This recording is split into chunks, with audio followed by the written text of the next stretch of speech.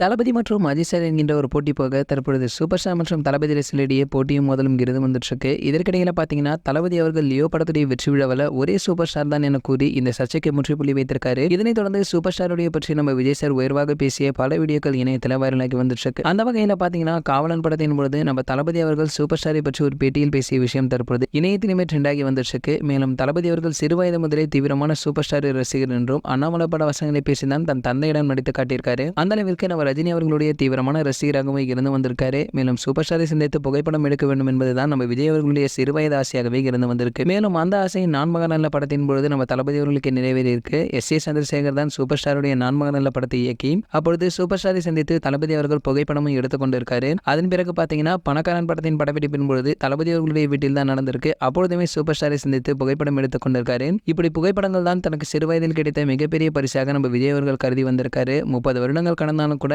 இன்றளவுமே தளபதி அவர்கள் அந்த புகைப்படங்களை பத்திரமாக பாதுகாத்து வருவதாக அந்த பேட்டியிலும் கூறியுள்ளார் என்பதும் குறிப்பிடத்தக்கது. சரி, ஓகே, இது போன்ற சினிமா செய்திகளை நீங்க உடனே தெரிஞ்சுக்க நம்மளுடைய ட்ரெண்ட் சென்டர் என நம்ம சேனலை சப்ஸ்கிரைப் பண்ணிக்கங்க. பக்கத்தில் உள்ள பெல் ஐக்கானை கிளிக் பண்ணிட்டீங்கன்னா நீங்க நம்ம வீடியோவை மிஸ் பண்ணாம பார்க்கலாம்.